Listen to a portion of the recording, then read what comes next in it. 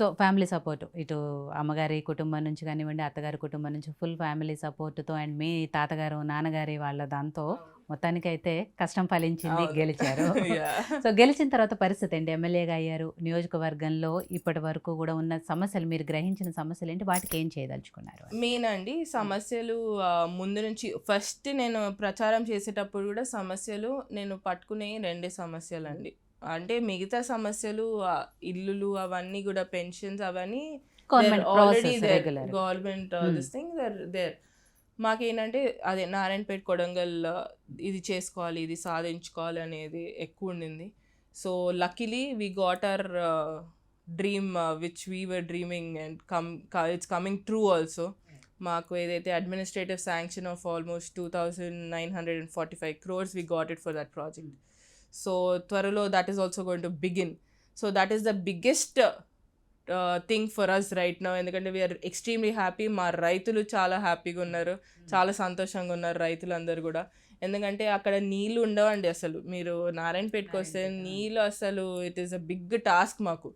అప్పట్లో నీళ్ళు అనేది మా మామగారు ట్యాంకర్లు పెట్టి used to send it across our town, Narayanpet town. Narayanpet town అనేది it is the first municipality కూడా మాకు. ఓకే.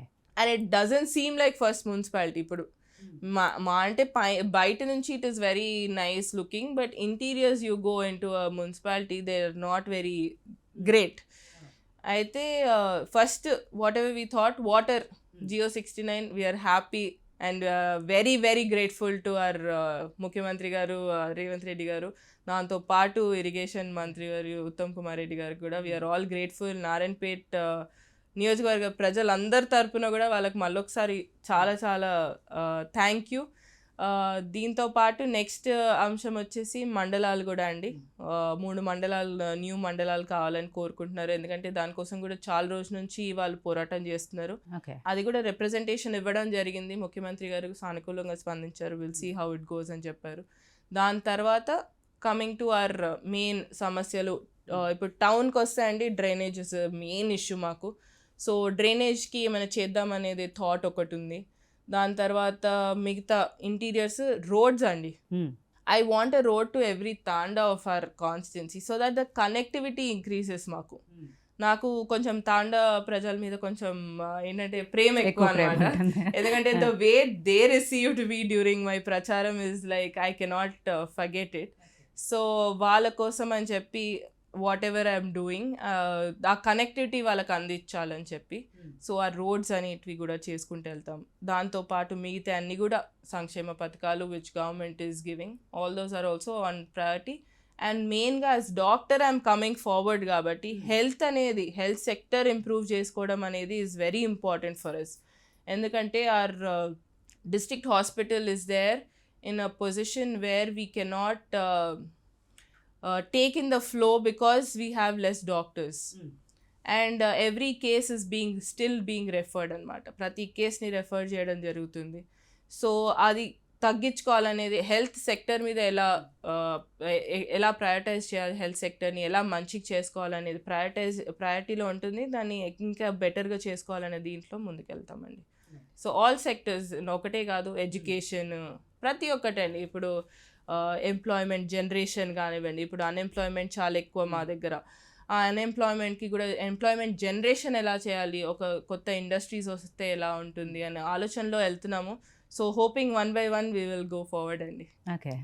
సో ఇప్పుడు బర్నింగ్ ఇష్యూ ఏదైతే ఉందో మేడిగడ్డకు సంబంధించి అసెంబ్లీ జరుగుతోంది, దాని మీదే చర్చలు జరుగుతున్నాయి కాబట్టి మొన్న కూడా రేవంత్ రెడ్డి గారి ఆధ్వర్యంలో అందరూ కూడా ముఖ్యమంత్రి గారి ఆధ్వర్యంలో చాలామంది మంత్రులు అండ్ ఎమ్మెల్యేలు అందరూ కూడా మేడిగడ్డ సందర్శనకి వెళ్ళారు. అదొక ఇష్యూ నడుస్తుంది. ఇంకోవైపు కేఆర్ఎంబీకి సంబంధించి ఏదైతే నీటి వాటాల విషయంలో ఒక గందరగోళ వాతావరణ పరిస్థితి ఉందో ఇదంతా కూడా జరుగుతుంది. సో మేడిగడ్డలో మీరు వెళ్ళారు కాబట్టి యాక్చువల్ పరిస్థితి ఏంటి అక్కడ? మేడిగడ్డ అందరూ ముఖ్యమంత్రి గారు మమ్మల్ని అందరినీ తీసుకుని వెళ్ళారు. ఎందుకంటే కొత్తగా ఎన్నికైన వాళ్ళకి అసలుకి అవగాహన కొంచెం తక్కువ ఉంటుంది కాబట్టి మీరు చూడాలి ఎలా ఉంది అని చెప్పి తీసుకెళ్ళడం జరిగింది. దాంట్లో మేమందరం వెళ్ళడం జరిగిందండి. వెళ్ళినాక క్రాక్ అంటే సంథింగ్ మనము క్రాక్ అంటే ఉట్టి ఒక లైన్ లాగా కనిపిస్తుంది అండి, చిన్న పగుల్లాగా లోపల కనిపించదండి. ఆడబోయి చూస్తే ఇట్స్ సపరేషన్ ఉంది అండి మీకు. ఓకే. అంటే ఇంత పెద్ద క్రాక్ అని దాని క్రాక్ అనడానికి కూడా లేదు, ఎందుకంటే దాని లోపల ఉన్న అవి ఏవైతే పైపింగ్స్ ఆ లైనింగ్ వాట్ ఎవర్ సీకులు అవన్నీ ఉన్నాయి, అవన్నీ కనిపిస్తుంటే దాన్ని క్రాక్ ఎలా అంటామండి. It is like gone. ఎందుకంటే చూస్తే కూడా మాకు ఇట్లా పైనుంచి దూరం నుంచి చూస్తే ఇట్ ఈస్ మోర్ క్లియర్. అది లిటరలీ ఇలా వంగిపోయి ఉందండి. ఓకే. సో ఇట్ ఈస్ అసలు ఇన్ని 1,00,000 కోట్లు పెట్టాము, ఇది పెట్టాము అని చెప్పి మస్తు అంటున్నారు. అసలు బేసిక్ ఇంజనీరింగ్కి సంబంధించిందండి. ఇప్పుడు basic engineering if you would have done right, అది క్వాలిటీ ఎలా ఉందో చెక్ చేసుకోవడంలో కరెక్ట్ చేస్తుంటే ఈ పాటికి అది మంచిగా it would be a good project. కానీ దాన్ని అవన్నీ ఏవైతే what ever boards which have come to check them also, వాళ్ళు చెప్పిన సేఫ్టీ నార్మ్స్ కానివ్వండి అవన్నీ కూడా వాళ్ళు రిప్రజెంటేషన్స్ ఇవ్వడం జరిగింది, వాళ్ళని రిప్లైస్ ఇవ్వడం అడిగారు కూడా. దాంట్లో చూస్తే ఎక్కడో అండి దే మిస్డ్ ఇట్ అవుట్ అండి, big time they missed something major thing is been missed. దాంట్లో యూ కెన్ సే ప్యూర్గా అవినీతి అనేది కనిపిస్తుంది అని చెప్పొచ్చు. ఎందుకంటే ఇట్ ఈస్ ఇప్పుడు కాంగ్రెస్ ప్రభుత్వం ఇన్ని ప్రాజెక్టులు కట్టిందండి. ఇట్స్ బీన్ ఇయర్స్, సంవత్సరాలు అయింది. ఇది కట్టి మీకు 4 years 3 years కూడా కాలేదు. ఇంత పెద్ద మిస్టేక్ అంటే it is not right. And ప్రజల డబ్బు అండి, you are answerable to the people. జరిగింది చాలా చిన్నదే, దాన్ని కాంగ్రెస్ పార్టీ కావాలనే పెద్దగా చూపిస్తుంది. చూడండి ఇప్పుడు చిన్నదంటే ఇప్పుడు సరే అండి, ఇప్పుడు వాళ్ళు చెప్పినట్టు 2-3 పిల్లర్లు రిప్లేస్ చేస్తారు, మిగతా పిల్లర్లు అలానే కట్టుంటారు కదా, same way only they might have build. మిగతా పిల్లర్లు అన్నీ కూడా కట్టుంటారు. Who is responsible for it? ఇప్పుడు సరే 3 పిల్లర్లు వాళ్ళు చెప్పినట్టు మేము 3 పిల్లర్లు రిప్లేస్ చేసి వాటర్లో వదిలితే మిగతా పిల్లర్లు కొట్టుకపోతే ఎవరు రండి రెస్పాన్సిబుల్ దానికి? It make sense. ఇప్పుడు నన్ను ఇప్పుడు నేను ఎమ్మెల్యేగా ఉన్నాను కాబట్టి మీరు నన్ను ఆ క్వశ్చన్ అడిగారు. ఇప్పుడు సాధారణ ప్రజల దగ్గరికి వెళ్ళి అడగండి, వాళ్ళు చెప్తారు. నార్మల్ అక్కడ ఉన్న రైతులను కూడా అడిగితే వాళ్ళు కూడా చెప్తారు, ఇప్పుడు ఒకటే పోయిందంటే మిగతాన్ని కూడా పోవచ్చు కదా అని వాళ్ళే అంటారు. ఇప్పుడు మేము ఆరోపిస్తున్నాము, మేము ఇది చేస్తున్నాము అంటే కాదండి. It is a fact which is being showed by the government and it is required also.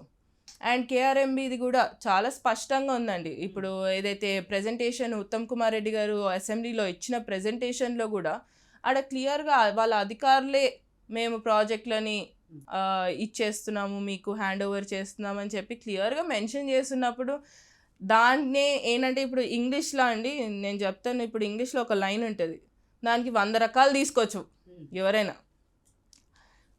Where are you from అని అడిగితే మీరు ఏమని అనుకుంటారండి? అంటే జనరల్గా ఇప్పుడు అదే చేస్తున్నారండి, ఇప్పుడు అదే అవుతుంది కూడా. ఐ ఫీల్ ఇప్పుడు ఏంటంటే ఉట్టి చెప్తే మాది మేము కాపాడుకోవాలి, మా తప్పులు మేము కాపాడుకోవాలంటే అది కాని పని. అండ్ కేసీఆర్ గారు నల్గొండ మీటింగ్లోనే చెప్పారు కదా, 10 ఏళ్ల పాటు రాష్ట్రాన్ని కాపాడుకుంటూ వస్తున్నాం, నీటి వాటల విషయంలో కేంద్రంతో కొట్లాడాము, పక్క రాష్ట్రంతో కొట్లాడాము, మనకి రావాల్సిన హక్కులు కాపాడుతూ వస్తుంటే ఇవాళ 2 నెలలు కాలేదు కాంగ్రెస్ పార్టీ వచ్చి ఒప్పచెప్పేసింది కేంద్రానికి అనేది. ఇప్పుడు కేంద్రానికి ఒప్పచెప్పిందని కాదండి, ఇప్పుడు వాళ్ళు కొట్లాడుతున్నారని చెప్పారు. మరి ప్రతి ఇయర్ వాళ్ళు మీటింగ్ వెళ్ళినప్పుడు they shouldn't have agreed for that 299 and 512 కదండి.